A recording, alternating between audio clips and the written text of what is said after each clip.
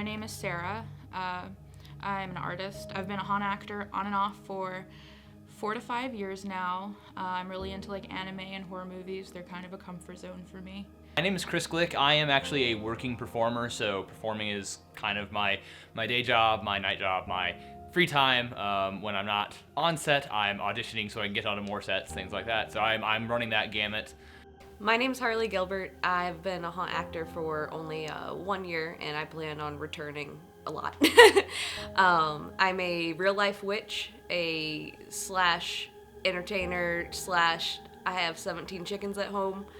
So I do a little bit of everything, but definitely haunt is one of my favorite things to do during the year. Hi, my name is Courtney Lipscomb. I'm a theater student currently. I've been in theater for 4 years, and I've been scare acting for 2 years so far.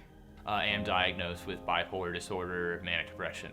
For me, though, the pivotal moment is I played soccer in college until I ruptured my Achilles tendon, and I ended up doing that 3 times in the course of 18 months. When that was taken away from me, I struggled with that. Now all of a sudden you're in this space of I'm having to relearn who I am. I'm having to relearn how to study properly because now I don't have this distraction of the sport. I'm 19 years old in a history class at Bellarmine University in Louisville, Kentucky, and my history professor, he suggested that I go and get tested. He saw enough warning signs, and I'm forever grateful for him. I think it was within like 2 weeks that we had a diagnosis, and of course, it's kind of difficult to accept in some ways. I was raised in a space where we don't talk about emotions. And so now I'm in the space where I'm being actively encouraged. Yeah, my entire adult life has been defined in some capacity by this daily struggle of what it means to live with a mental health disorder. So my mental health wasn't taken seriously as a child. I was only born with being ADHD, but because of childhood trauma, I now have PTSD, and you might just know it as PTSD, but mine has the prolonged segment to it. So that's prolonged trauma over time, abuse, neglect, emotional and physical. When I was 16, I was raped repetitively. At that time, I wasn't even living with my parents. I've lived in 17 houses before. Hopefully I found my forever home now. I made a good life for myself now, but I'm still dealing with all those things in the past. I do have depression and severe anxiety problems. When I was in high school, I had a severe eating disorder, but thankfully I've gotten over that. My fiance actually helped with that when we started dating. He would like set alarms on his phone to make sure I would eat dinner. But with depression and anxiety, I've been dealing with that since I was at least in middle school. When my grandmother passed away is when my anxiety really got up. And then working with haunt, it like definitely putting like the mask on or putting makeup on helps me become like my alter ego spooky person, and it would help me be able to like interact with people more, like being around people that have like a lot of similar interests as me and have a lot of the same like mental problems, because like I don't know, we all flock together. It just helped me feel more comfortable to be able to like meet people, to like become friends. Like I actually met my best friend at a haunt, and like we've been inseparable ever since. It made me feel more comfortable to be able to express myself and not think everyone is out to get me. I have the wonderful, wonderful side of I trend more depressive more often than not. There are days where like the big thing that I kind of pat myself on the back for is I got out of bed and I changed my pants, right? And that, so that's what my depression looks like. My manic states they're very brief and they're very focused, and they last maybe 15 minutes to an hour, maybe. And then there's the crash. And so for me, it's a lot about trying to get into that space of, I don't want to be up at 100, dial all the way up to 100, but I also don't want to be equalizing out in my depressive space. So finding that gray zone, which is frustrating, but understanding that, 50% is okay. Performing has been this great healing space for me, in that I get to leave myself for a little bit, right? For an hour, for 5 hours, for 20 minutes while I'm putting it on, getting the makeup put on me in the chair. The person that I'm playing, the zombie at Haunt, they don't have Chris's problems, right? And so for that 5 hours at a Haunt night, I don't have my problems. And that's kind of, it's more than kind of, is actually incredibly freeing. And so it has provided me the space to just set aside myself and just exist. At a very young age, I was diagnosed with anxiety. So I think that really played into my shyness around people. And I was on medication for a while for it because it was like really bad, mostly social anxiety. But recently, since I joined theater, it's definitely helped a lot. Like, I'm more comfortable getting in front of people, embarrassing myself just to make them laugh. I've also actually gotten off of my medication. So I think I'm doing a lot better. It's definitely helped. And then my junior year, we were all virtual for school, and I had a little bit of depression because I missed going out to school, seeing all my friends. I've always been like not really that confident in how my appearance and how I act. One day I said, I'm gonna do it. I'm gonna take theater in high school, and I'm gonna just give it my all. The Haunt community is really welcoming. Like, you have all the actors, the costumers, the makeup artists.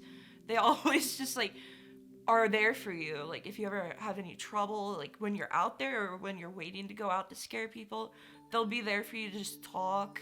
And I feel like theater and like that kind of acting really has gotten me out of my shell and comfortable around many people that I could like go out in public and order my own stuff from like a restaurant without the help of anybody else. Haunt was the first job after my last hospitalization, and I took it a day at a time. Like, I wasn't sure when I put in my application if I was going to show up on the first day.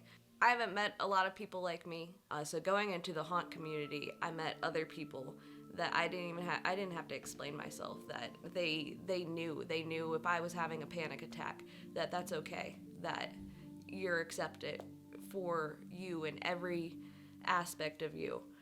I read in a book about PTSD that there's a glass in between you and the rest of the world, and that I felt that line, that I can never connect fully with people, or they'll never know actually how I feel because they don't understand what it's been like for me.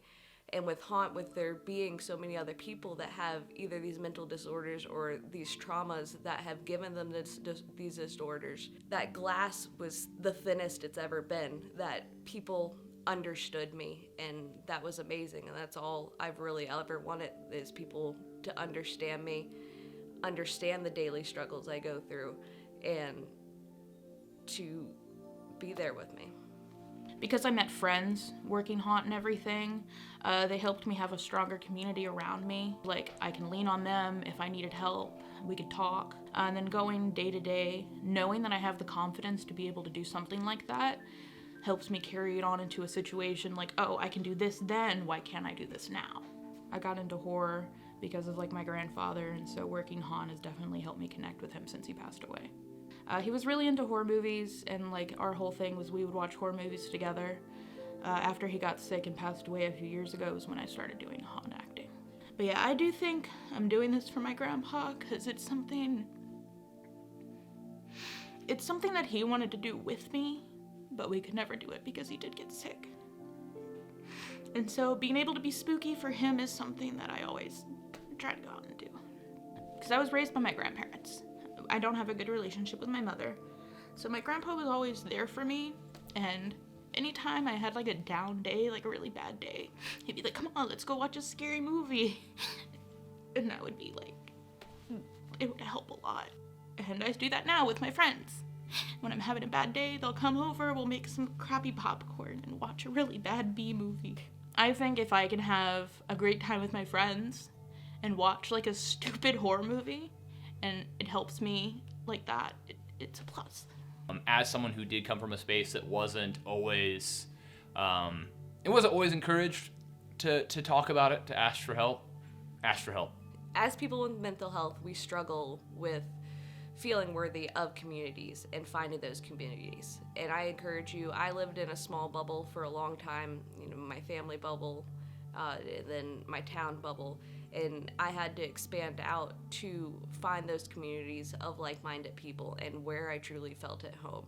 So I suggest, even if you don't think you're worthy, that you are, and try. I remember one of the things that held me back from doing drama for a long time was one of the times I moved in middle school and I wanted to sign up for drama class, that my dad asked if I really thought I was good enough for it.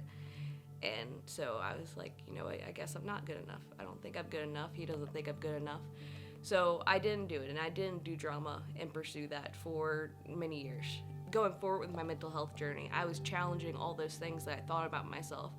And all those things, someone might tell you that you're too dramatic, that you're too extra, that you're too much, that you're too creepy. You're not. You're awesome the way you are, and go ahead and go with it. Any kind of hobby that you like but you're nervous to get into and like meet other people, I say do it, because it will definitely help your mental health in the end. It'll make it so much better. Like, you'll meet so many more friends, a lot of more experiences, and you'll just want to do it over and over and over again. If you ever want to try it, I definitely recommend it, because it did help me. And you'll never know who you'll meet there. You can meet your best friend. You can just meet people that you're comfortable talking to. There was this one time we actually all dressed, we cosplayed before we would work. So we had a bunch of people dressed up as somebody from Naruto, and we were just vibing, and it was great. People are great. And working Han has definitely showed me that I'm not alone, and I have a community that I can talk to and be there for.